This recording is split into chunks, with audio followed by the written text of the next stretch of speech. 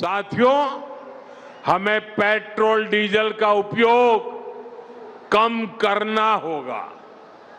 शहरों में जहां मेट्रो है वहां हम तय करें। प्राइम मिनिस्टर नरेंद्र मोदी जी ने देशवासियों को अपना पार्टनर बोल दिया और पार्टनरशिप में आपसे गुजारिश की कि इंपोर्टेड फ्यूल का कंजप्शन ना कम कर दो, पब्लिक ट्रांसपोर्ट या कारपूलिंग यूज करो, क्योंकि क्रूड ऑयल प्राइसेस $100 पर बैरल से भी ज्यादा पहुंच चुके हैं, क्योंकि वेस्ट एशिया में किटी पार्टी चल रही है। तो सिचुएशन को मद्देनजर रखते हुए मोदी जी ने अपने पार्टनर लोगों से अर्ज किया कि वो अपने बेफालतू के खर्चों पर ना जरा गौर करें। एक आध साल तक आप फॉरेन ट्रैवलिंग ना करें। जो हर गर्मी की छुट्टी में आप स्विट्जरलैंड चले जाते हो, नहीं जाना है। फॉरेन एक्सपेंडिचर जैसे कि डेस्टिनेशन वेडिंग जो आप क्रोएशिया में बुक करके आए हो वेन्यू, अब वहां शादी मत करो, इधर करो। कम से कम 1 साल तक आप जो 50 तोला सोना हर महीने खरीदते हो उसे बंद करना होगा। और वर्क फ्रॉम होम करें, क्योंकि घर में सुकून है, आपके अपने आसपास रहेंगे, कल क्या पता क्या ही हो जाए, मतलब देख तो रहे हो। मोदी जी खुद ऑफिस नहीं जा रहे हैं इस चक्कर में। ऑल्सो एडिबल ऑयल का कंजप्शन कम कर दीजिए। मन करेगा तो E20 पेट्रोल पी लीजिएगा, उसमें तो हमने गन्ना रस भी डाल रखा है। एंड फार्मर्स से अर्ज किया कि केमिकल फर्टिलाइजर्स जो वो खरीदते हैं, जो कि अब्रॉड से आता है, उस पर डिपेंडेंट क्यों रहना भाई।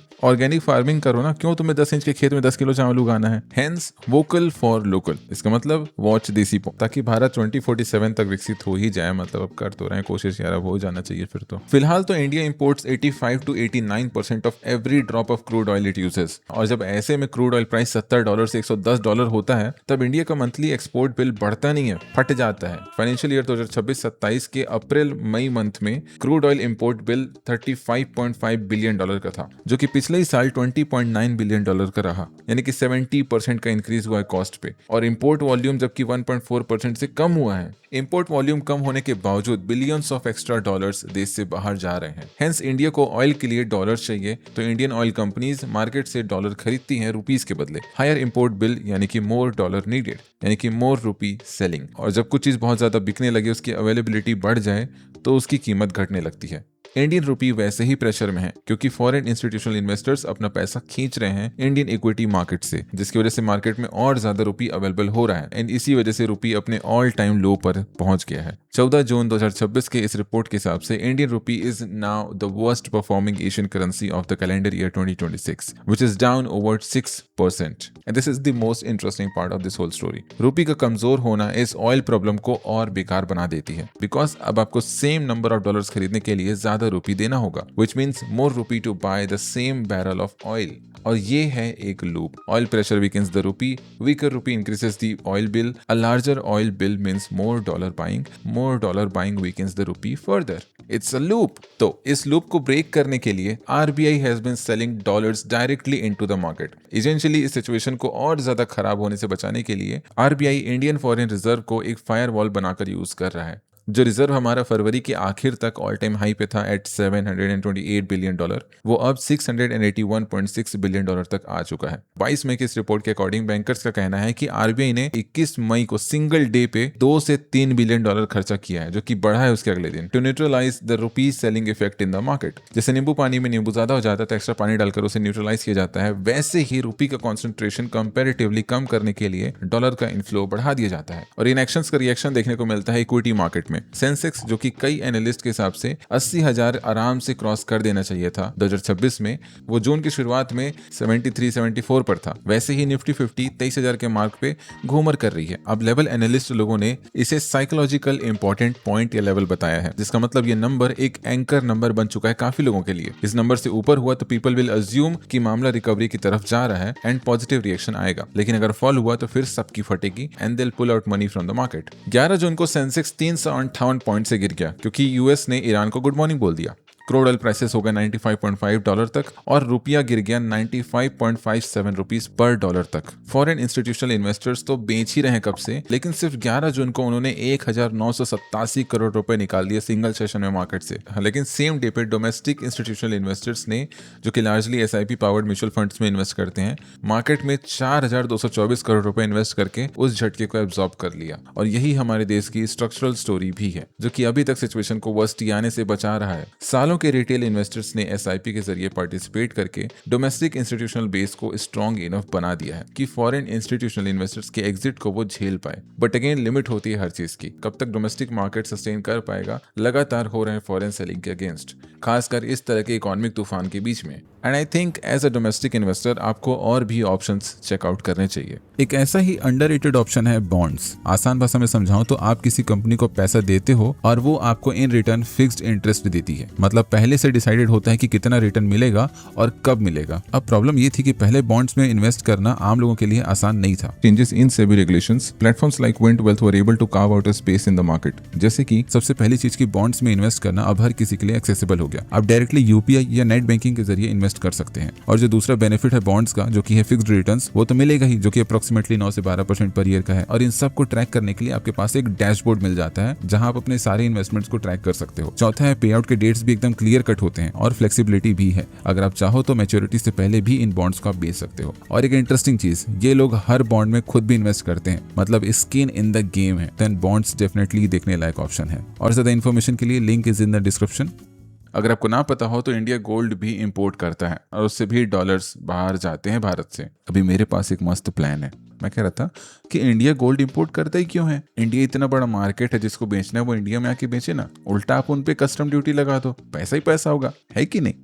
ओके चलो, कमेंट में मेरे को जीनियस बाद में बोलना। अभी इसका रियल रीजन समझो। इंडिया में इतना सोना होता ही नहीं है, इसी वजह से हमें इसे इंपोर्ट करना पड़ता है। और हम इसे इंपोर्ट करते हैं Switzerland, UAE, south Africa, Australia जैसे देशों से। अभी गवर्नमेंट डायरेक्टली इंपोर्ट नहीं करता, वो ऑथराइज करता है बैंक्स को, लार्ज ज्वेलरी कंपनीज को, या नॉमिनेट करता है एजेंसीज को, ताकि वो बुलियन यानी कि गोल्ड या सिल्वर को इंपोर्ट कर सकें। अब ये इंपोर्टर्स डॉलर उठाते हैं फॉरेक्स मार्केट से रुपया बेचकर। अच्छा, इंडियन फॉरेक्स मार्केट में डॉलर आया कहाँ से? तो जो इंडियन एक्सपोर्टर्स हैं, जैसे कि आईटी कंपनीज, फार्मा कंपनीज, ये सारे जो सर्विसेज डिलीवर करते हैं, उसके बदले जो इनको पेमेंट आता है डॉलर में, और जो एनआरआई रेमिटेंस हो गया, फॉरेन इन्वेस्टर्स हो गए, टूरिज्म सर्विसेज हो गए, एटसेट्रा एटसेट्रा, ये जो डॉलर है इसे फर्दर यूज नहीं किया जा सकता इंडिया में, इसलिए इसे रुपये में एक्सचेंज कराकर यूज किया जाता है। एंड हेंस इस तरीके से मार्केट में डॉलर आ जाता है। नाउ कई बार जैसे अभी हो रहा है, गोल्ड वगैरह इंपोर्ट करने के लिए फॉरेक्स मार्केट में डॉलर कम पड़ने लगता है, रुपया ज्यादा होने लगता है, तब एंट्री होती है आरबीआई की, और वो अपनी रिजर्व वाली टंकी से थोड़ा सा फॉरेन रिजर्व यानी कि डॉलर मार्केट में डाल देता है, जिससे रुपये ज्यादा ही अवेलेबल ना दिखे और उसकी कीमत ना गिरे।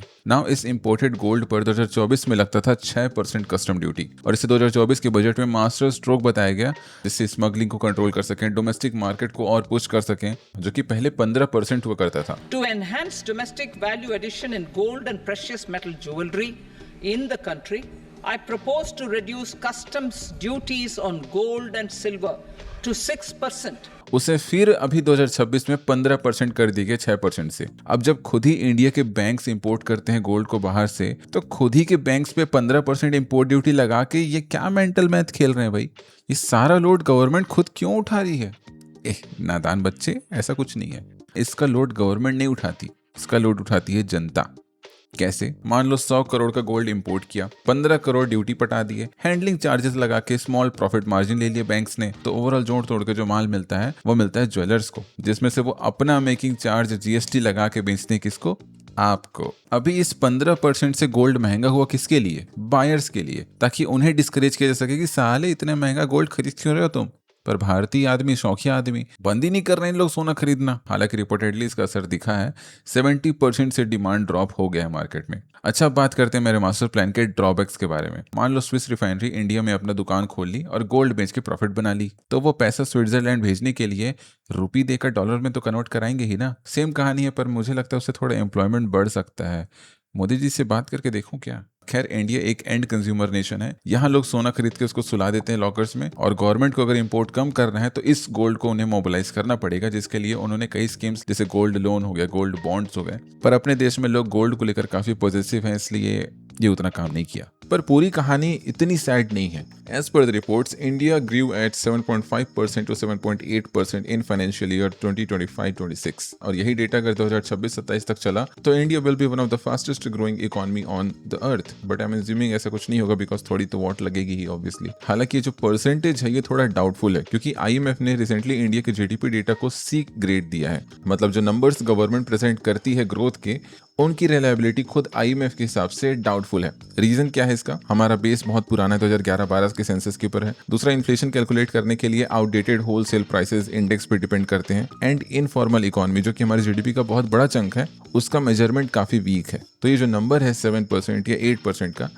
वो काफी एम ही से लगता है, पर ये बात तो IMF भी कह रही है कि इंडिया ग्रोथ अच्छी कर रहा है। RBI के रेपो रेट्स 5.25% के अराउंड है, जो कि अनचेंज्ड है as of the June 2026 MPC meeting. अब ये रेपो रेट क्या होता है? तो रेपो रेट वो रेट है जिसमें बैंक्स लोन लेती है RBI से और फिर उसके बाद नॉर्मल सिटीजन को 8-9% पर देती है। जो डिफरेंस होता है वो उनका प्रॉफिट मार्जिन है, मतलब मार्केट में लिक्विडिटी बढ़ाने के लिए फुल सपोर्ट है। Now the inflation measured by CPI was at 3.4% मार्च 2026 में एंड 3.5% इन अप्रैल, जो कि 4% के RBI के टारगेट से काफी नीचे है। And the best part is banking system के NPA यानी कि नॉन परफॉर्मिंग एसेट्स, सिंपली बोलूं तो लोन जो कि बैंक्स ने दिए थे पर उसे रीपे नहीं किया गया। मान लो 100 करोड़ का लोन था, 2.5 करोड़ स्टक हो गए विद डिफॉल्टर्स, तो NPA हो गया 2.5%। 12 सालों में सबसे कम है विद अ डिक्लाइन ऑफ 2.6%। और इसी साल 2 फरवरी को US ने जो टैरिफ्स हैं वो भी कम कर दिए at 18% now. So structurally India is genuinely strong, पर इस स्ट्रेंथ का भी एक थ्रेशोल्ड पॉइंट है जो कि लगता है टच हो रहा है। इसलिए गवर्नमेंट को फ्रंट फुट पर आना पड़ा और जो मैनेजमेंट बैकएंड पर ऑपरेट होता रहता उसके लिए डायरेक्टली सिटीजन से सपोर्ट मांगना, उसे अवेयर कराना, मतलब चीजें छुपाई नहीं जा सकती है, वैसी सिचुएशन आ चुकी है। India is not in a crisis, but India is navigating a moment where the difference between a manageable stress and genuine macro problem depends entirely on external factors, that is West Asia right now. मतलब situation वैसी है कि जब आपको doubt होता है कि ये फार्ट है कि रियल शिट है, तो उस मोमेंट पर आप आहिस्ते आहिस्ते सांस लेते हो क्योंकि कुछ भी हो सकता है। So India is breathing at that pace right now.